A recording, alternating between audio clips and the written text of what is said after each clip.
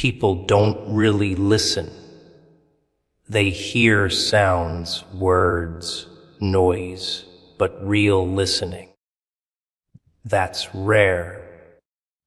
Most of the time, they're just waiting for their turn to talk, or twisting what you say into something that fits their little world. And when someone actually does listen, really listens, it scares them, because deep down they know they might hear something they can't unhear, something that changes everything. That's why when I say, for God's sake, please listen, I'm not begging for your attention. I'm warning you, because what's coming isn't just another sentence to file away in your mind. It's the kind of thing that leaves a mark. Whether you want it to or not, most people hear, but never truly listen. They nod, they smile, they make the right noises, but their mind is somewhere else, somewhere safer. Because listening, really listening, means you're opening yourself up to let someone else's world spill into yours. And that's dangerous. It means letting their truth crawl into your head and make itself at home, even if it doesn't fit with the furniture you've been keeping in there. It's easier to just hear the sounds, let them bounce off your ears, and carry on believing whatever you already believed. That way nothing shifts, nothing shakes, nothing threatens the little cage you've built around your thoughts. You can tell when someone isn't listening. Their eyes are there, but their focus is gone. They're waiting for you to stop talking so they can take the stage again. They've already decided what they think, and your words are just background noise while they prepare their next line. They might even repeat some of your words back to you, just to pretend they've been paying attention. But they're not absorbing. They're filtering, trimming, reshaping your meaning into something that doesn't disturb them. And that's the trick, isn't it? People want to hear only what makes them feel comfortable. They'll cut your sentence in half if the second half makes them squirm. Listening isn't about collecting words. It's about letting the meaning hit you, letting it bruise you if it needs to. But nobody wants bruises anymore. They want soft, polished, safe. They don't want a truth that knocks the wind out of them, because then they might have to do something about it. They might have to admit they were wrong, or that the world isn't as simple as they'd hoped. So they build a filter in their head. Every word you say passes through it, and anything sharp gets caught before it can reach them. And then they say they've listened, to you, as if a censored version of your truth is the same as the real thing. The thing about real listening is it changes you. It plants something in your mind that you can't just dig out that it becomes inconvenient. Sometimes it's a seed that grows into something better. Sometimes it's a parasite that gnaws at you until you see the world differently. Either way, you're not the same after it's in there. And that's exactly why people avoid it. They don't want to change. They want to stay wrapped in the same blanket of familiar lies they've been carrying since childhood. Lies about themselves, about others, about the way things work. Listening risks tearing that blanket to shreds, leaving them in the cold with nothing to cover up the truth. And then there's the fear. Oh, people won't admit it, but listening is scary. Because if you listen and understand, you're responsible for what you've heard. You can't claim ignorance anymore. You can't look the other way and pretend you didn't know. The moment you truly listen, you're holding a piece of someone else's reality in your hands, and you either act on it or you let it rot. Both choices say something about you. That's why so many people choose to keep their ears half closed.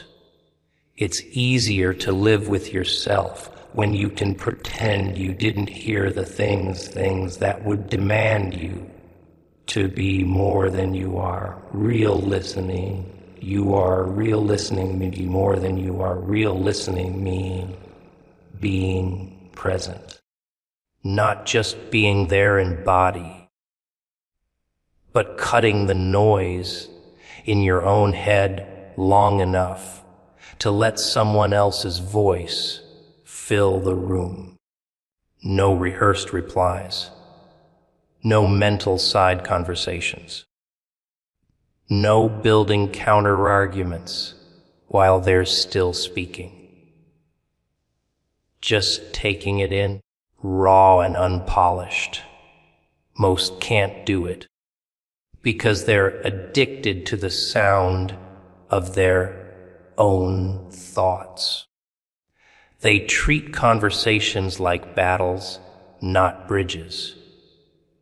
If they do hear you, it's only so they can load the next shot, not so they can cross into your side of the world and see what it looks like from there.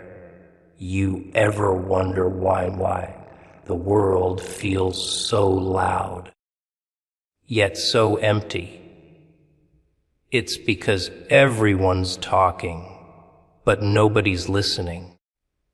Everyone's broadcasting their own little show, but nobody's tuning into anyone else's channel.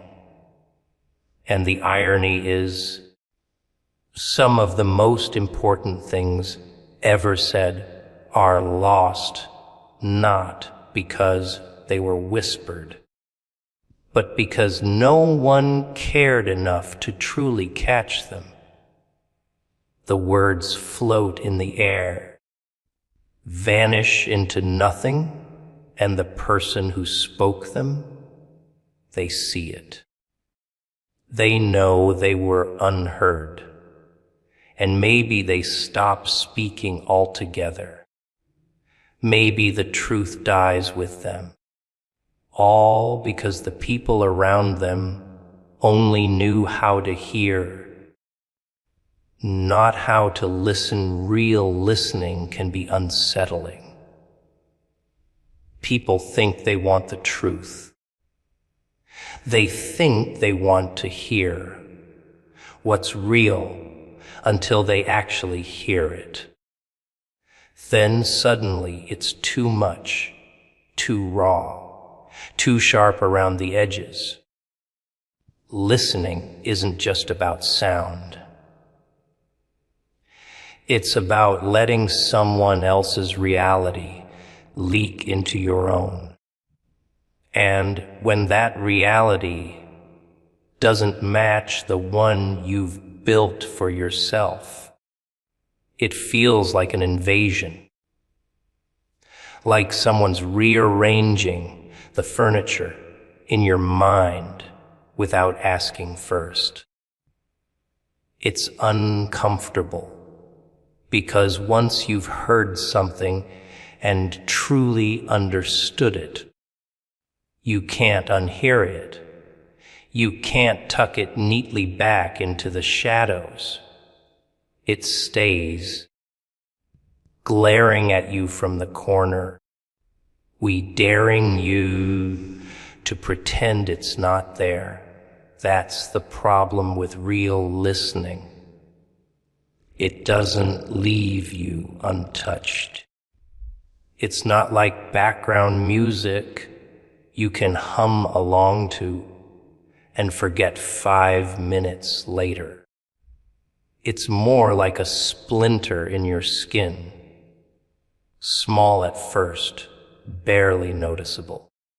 But the more you think about it, the deeper it digs, the sharper it feels.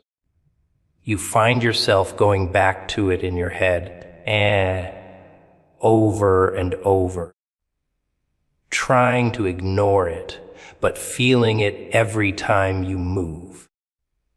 That's what happens when you let words get past the surface and sink in. They become a part of you, whether you like it or not. Most people avoid that feeling.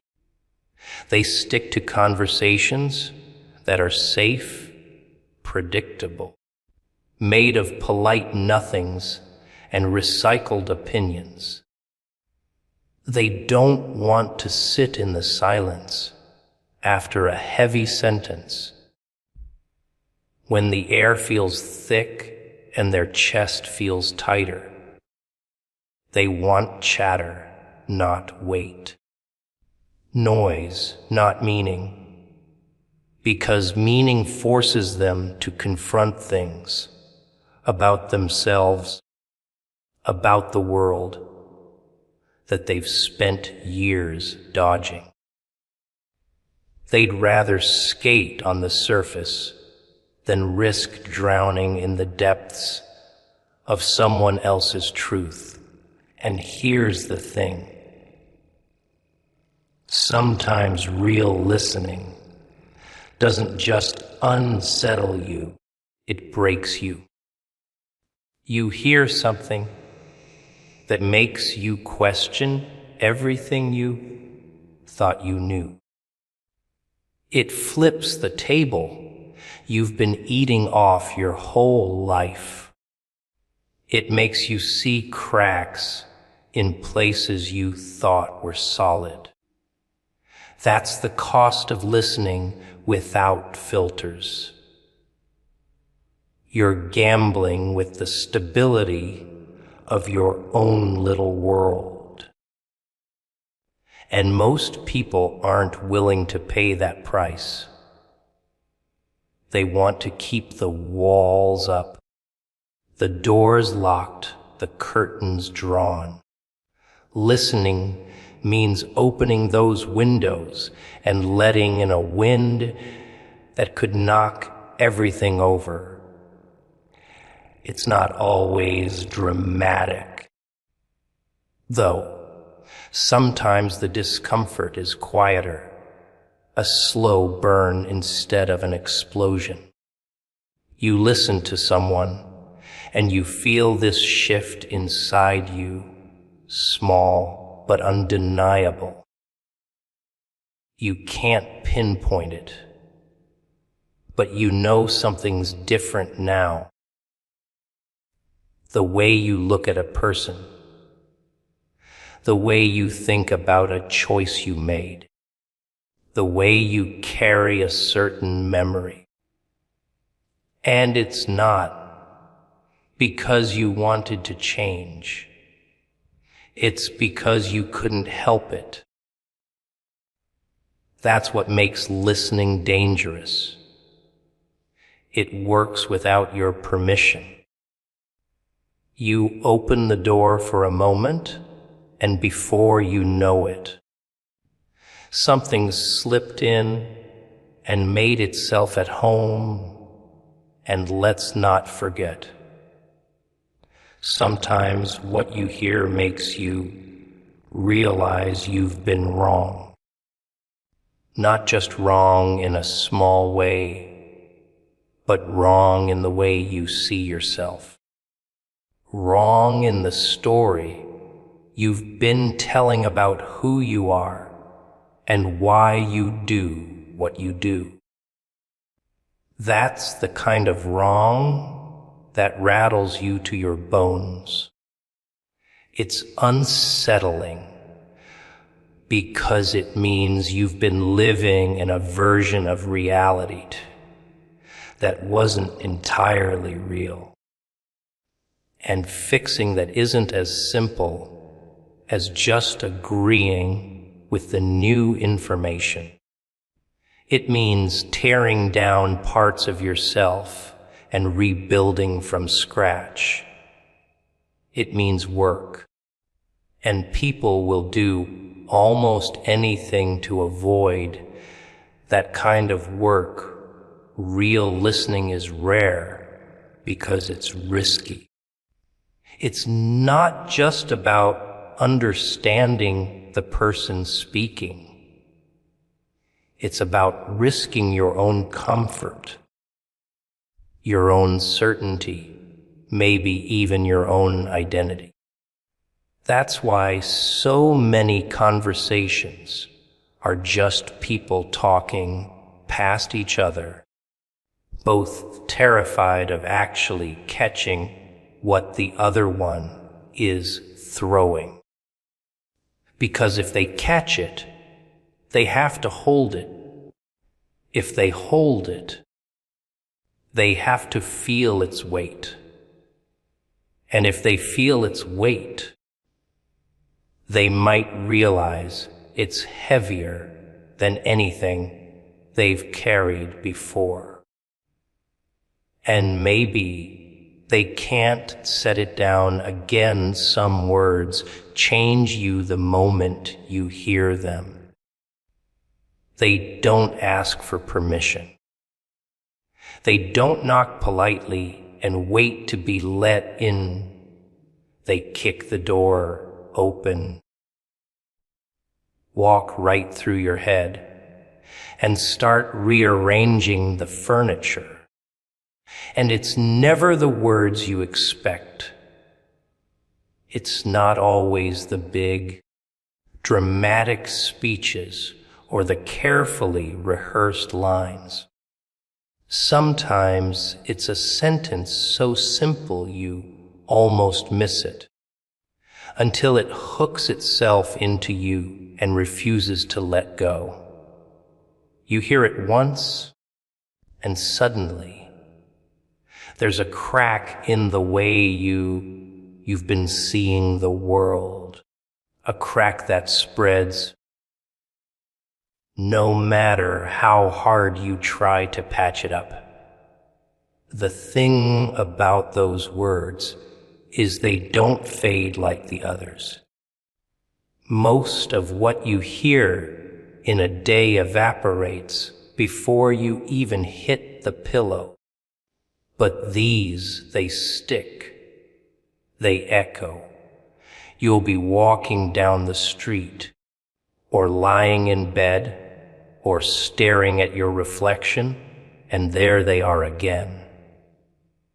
quiet, but sharp. You start thinking about them at odd hours, wondering why they landed the way they did. And you realize it's because they didn't just hit your ears, they hit your core. They slipped past all the little defenses you've built to keep yourself comfortable and safe. And now they're sitting somewhere deep where you can't just pluck them out and throw them away. It's not always pleasant. In fact, most of the time, it's the opposite. The words that change you often hurt. They feel like a blade pressed against something tender inside you. They make you angry or scared or ashamed. They expose something you were trying to hide from yourself. But they also light something up. A part of you that's been asleep, maybe for years. And once it's awake, there's no putting it back to sleep again. You're different now. You can't pretend you didn't hear what you heard. Sometimes, those words come from someone you trust, and that makes them heavier. It's one thing to hear something life-altering from a stranger. You can dismiss it, write it off, tell yourself they don't know you. But when it comes from someone who's seen you up close, someone who's witnessed the parts of you you don't show the world, it hits harder. You can't escape it because you know they're not guessing. They're telling you something they've seen with their own eyes. And deep down, you know they're right other times. Those words sneak up on you from the most unlikely place. A passing comment from someone you barely know. A line from a book you weren't even paying attention to. A throwaway sentence in a conversation you thought was about something else. You don't realize at first that it's going to change you. It just sits there quietly, and then hours or days later, you feel it start to move. And by then, it's too late. The shift has already begun. The danger and the beauty of words like that is that you don't get to choose what they do to you. You don't get to control the direction they push you. Sometimes they pull you towards something better, something stronger. Other times, they pull you apart, forcing you to confront things you'd rather bury. But either way, you're not the same person you were before you heard them. They've taken something from you, a belief, a fear, a piece of your old self, and replaced it with something you might not even understand yet. And here's the cruel part. You can't give them back. You can't unhear them. Even if you want to, even if you try to drown them out with noise or bury them under new words. They'll still be there, waiting. Maybe they'll fade to a whisper, but they'll whisper at the exact wrong time, when you're making a choice, when you're standing at a crossroads, when you're about to tell yourself a comforting lie. They'll be there, nudging you, reminding you that you've changed, that you can't go back to the way you were before. Some words are like sparks. You barely notice them, and notice them till they set something inside you on fire. And once the fire starts, you can't control how far it spreads. You can't decide which parts of you it burns away and which parts it leaves standing.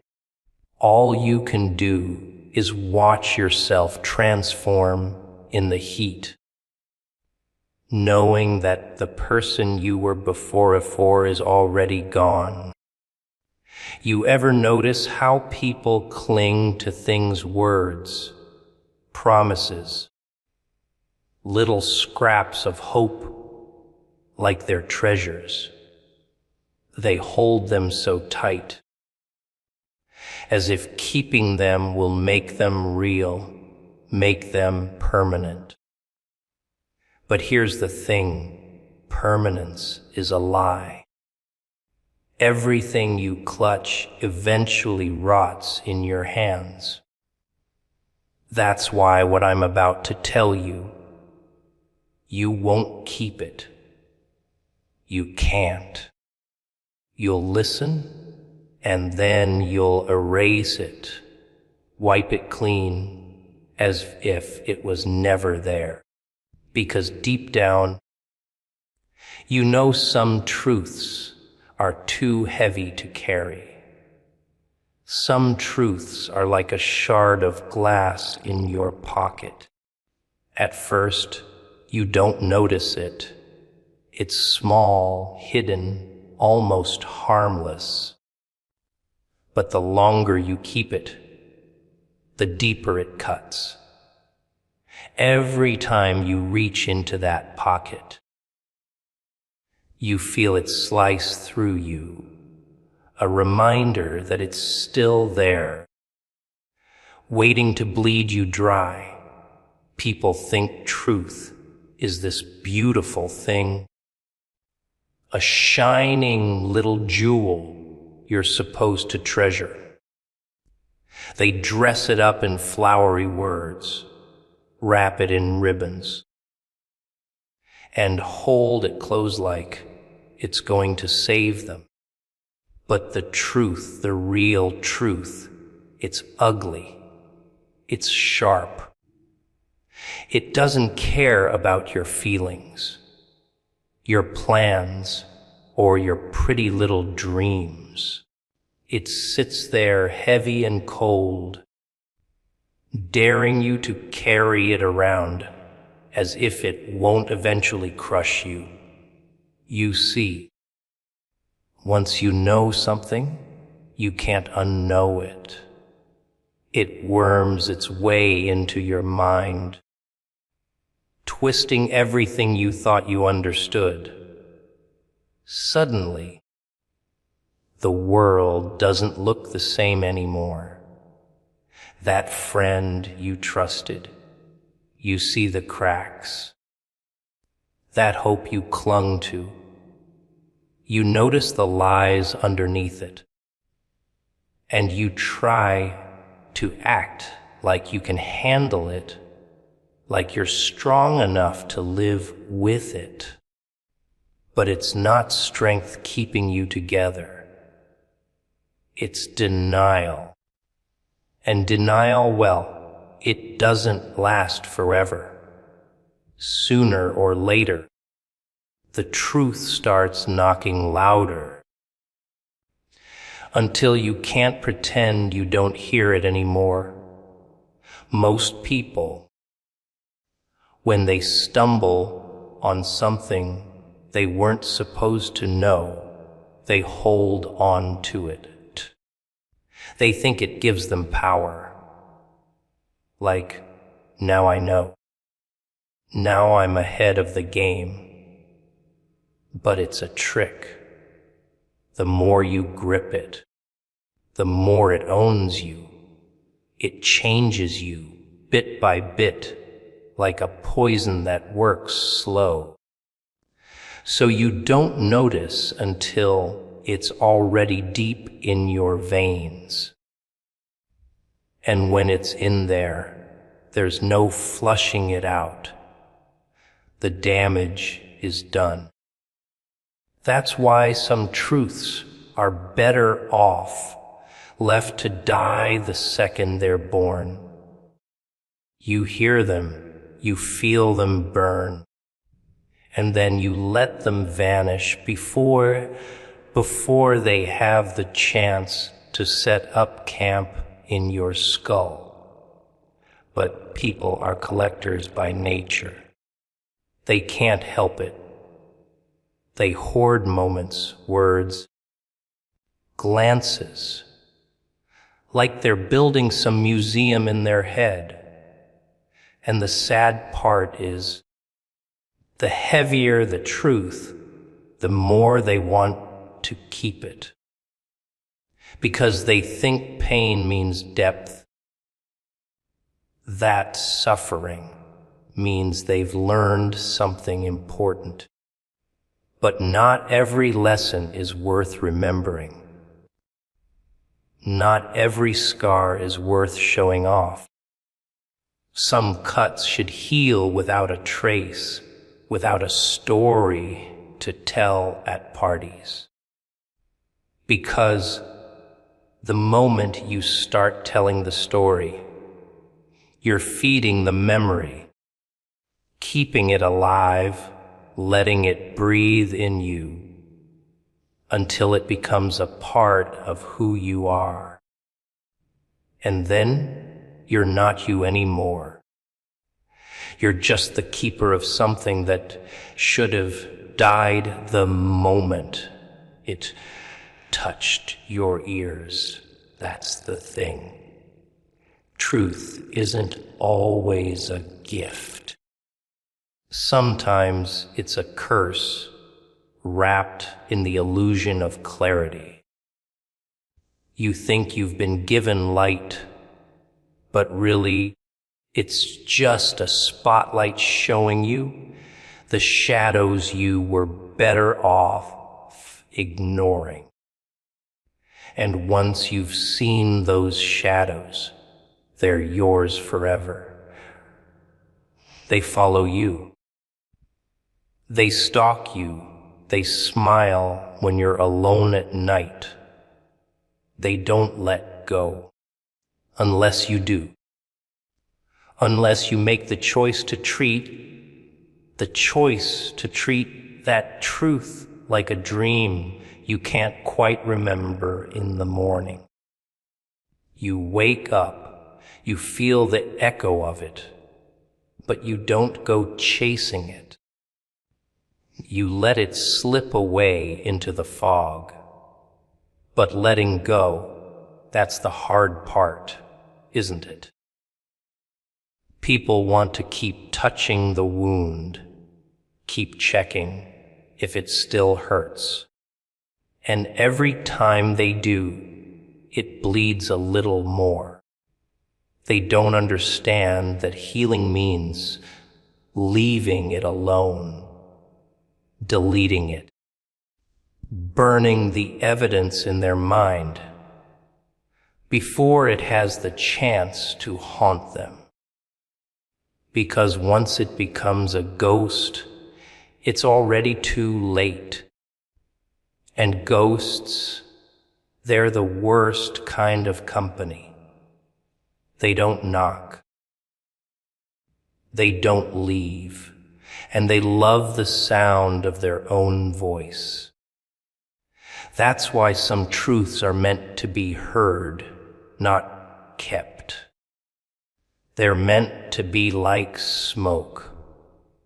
Breathe it in for a moment, then let it drift out, disappearing into nothing before it poisons you from the inside out. Memory can be a prison if you don't let go.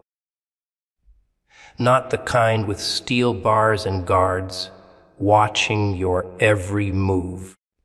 No, this prison is much quieter, much cleaner.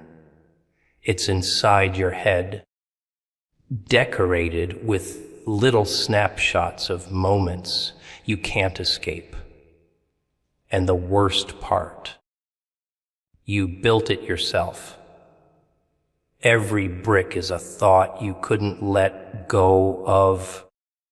Every lock is a feeling you kept replaying, and every chain is a what if you refuse to cut loose. People don't even realize they're serving a sentence in there. They call it nostalgia. They call it reflection. They call it wisdom. But you and I both know what it really is. It's solitary confinement dressed up like a warm blanket. See, memories don't just sit there politely. They move, they crawl, they grow teeth. A happy one, sure, maybe it stays sweet for a while, but give it enough time and it starts to rot. A sad one, oh, those never rot. They sharpen. They get more vivid, more colorful, like they feed on your attention.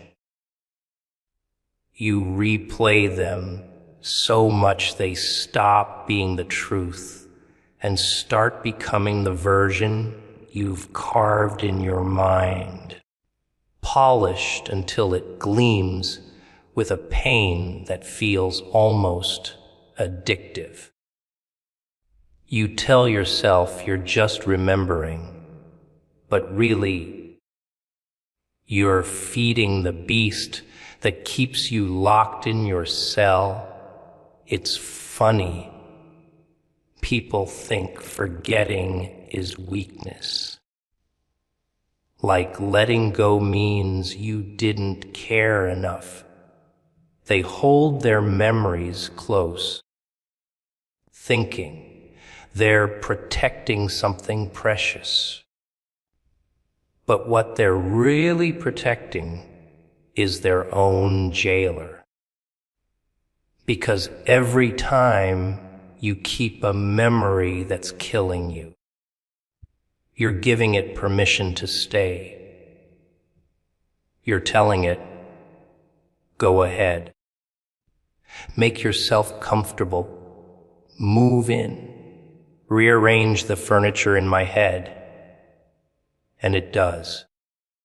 And once it's settled, it doesn't matter if you're laughing at a joke or staring at the ceiling at 3 a.m.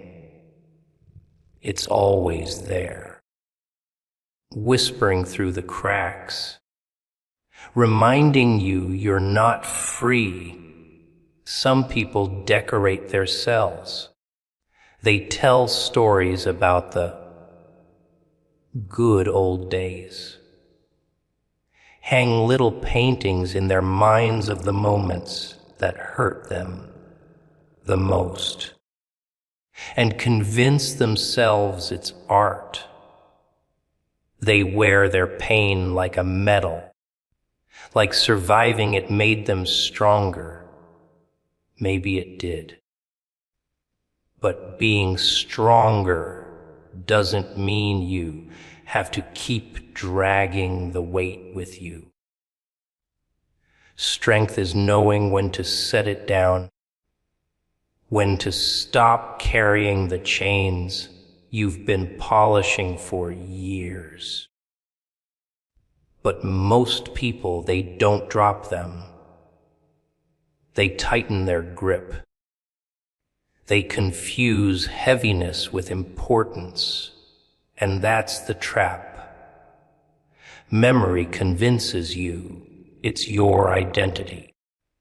That without these moments, these images, these mistakes and triumphs, you're nothing. But that's a lie. You are not the prison you built. You are not the chains you've been dragging. You are the one holding the key. And every second, you keep it in your pocket instead of using it. You're choosing to stay locked up.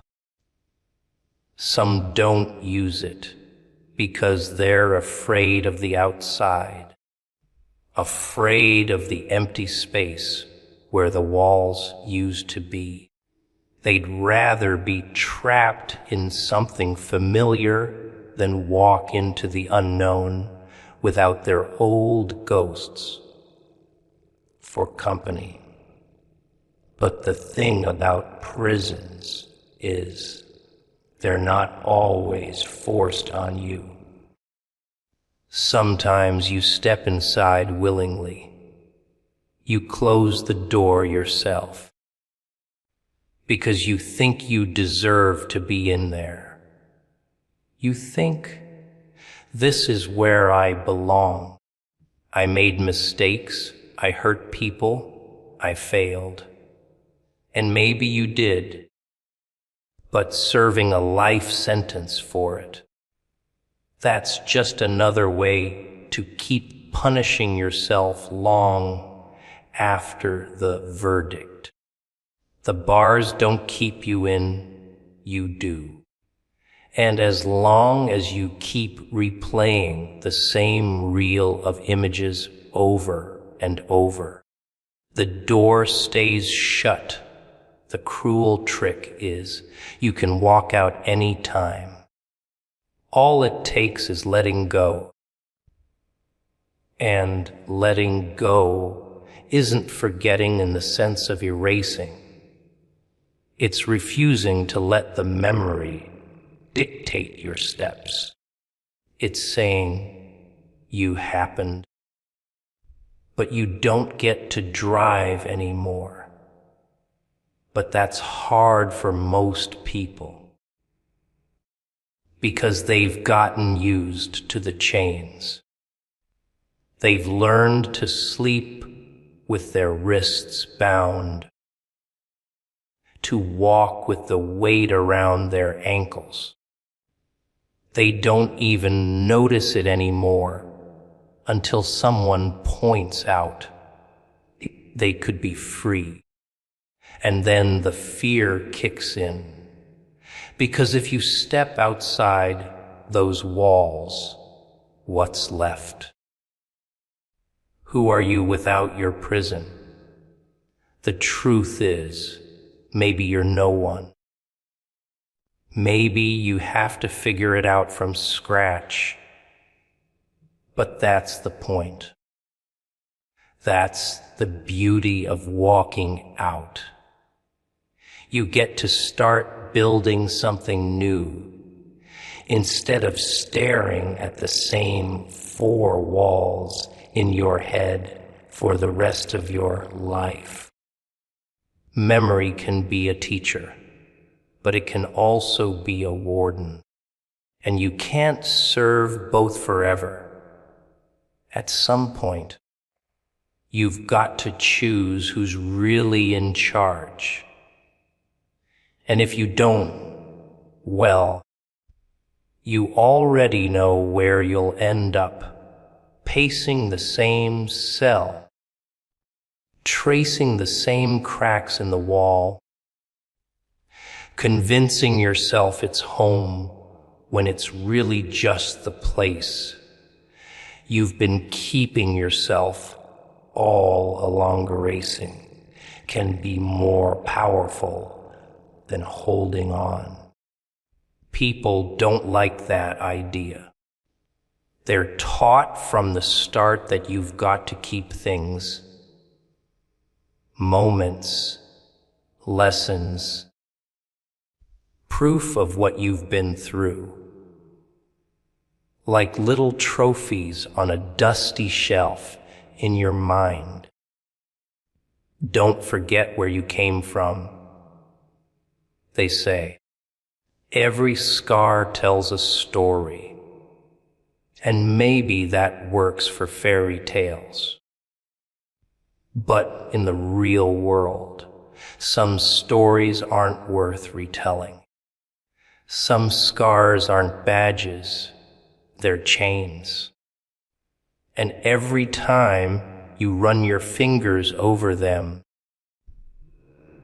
you're just reminding yourself, that you're still tethered to something that's already dead. See, the human mind loves to hoard. It stores words you should have never heard, faces you wish you'd never seen, nights you can't take back. It keeps them in perfect little boxes, so it can drag them out later and watch you squirm. You think you're in control, deciding when to open the box, but you're not. The memory decides. It knocks when you're alone, when you're tired, when you're just about to forget. And the moment you let it in, it starts rearranging your thoughts, repainting the walls of your head in its own colors. That's the problem with holding on. You're giving the past the keys to your house and telling it to make itself comfortable, erasing. That's different. Erasing isn't pretending it never happened. It's making the decision that whatever it was, it doesn't get to stay in your mental collection. It's you grabbing that box, walking to the edge of your mind and tossing it into the fire before it has the chance to seep into everything else. And yes, that sounds violent, maybe even reckless. But sometimes violence is the only language the past understands. Sometimes the only way to stop something from haunting you is to burn the bridge. It keeps crossing to get to you. People think holding on makes them wise. Look, I've been through so much. They say, like pain is a trophy you're supposed to show off. But wisdom isn't about how much you've carried. It's about knowing what to drop. A thief who keeps every stolen thing eventually gets caught because the weight slows them down. Same with memories. Keep too many, and sooner or later, you're stuck.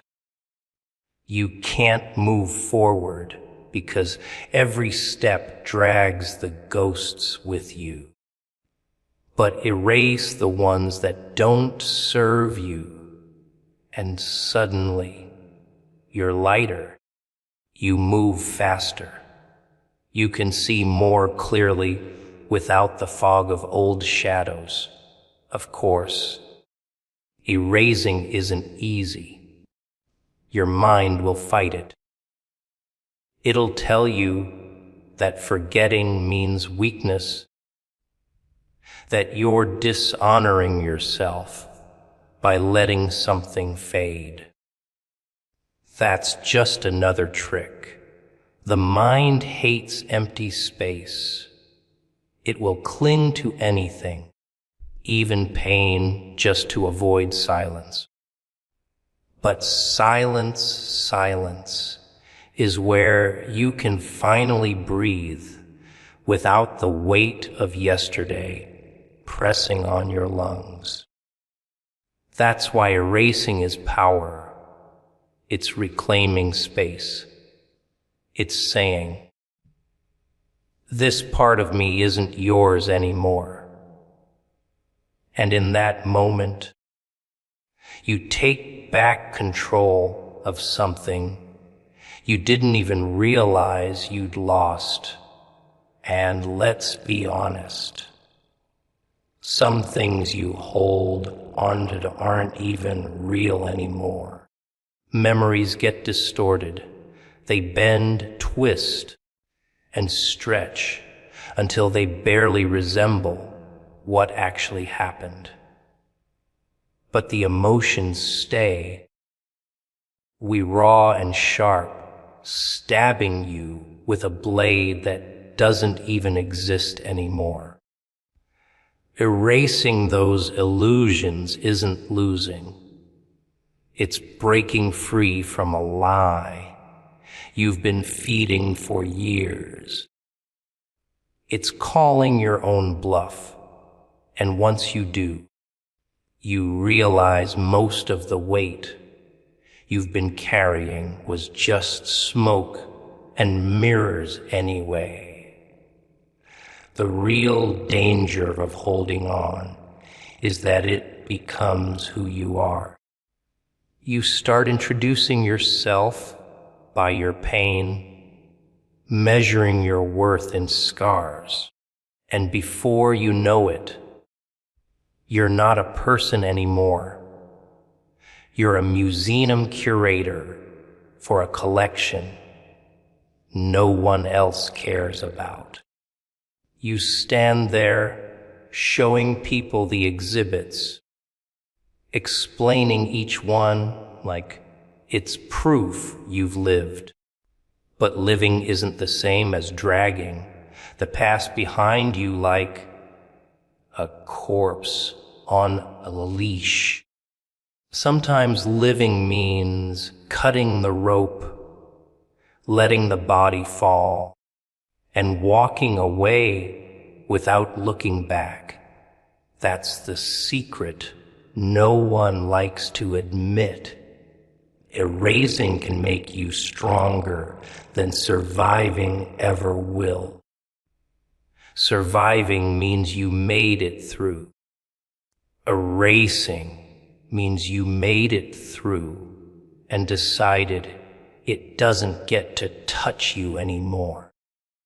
It means you refused to let the past write your present. You didn't just escape. You shut the door, turned the key, and threw it into the sea. And now there's nothing left for it to find. Nothing left for it to feed on. Just you, standing in the space it used to fill. Breathing in the quiet. Feeling the weight lift until you almost forget what it felt like to carry it in the first place. Not everything valuable needs to be permanent. That's the trap they set for you early on. This idea that if something's worth having, it's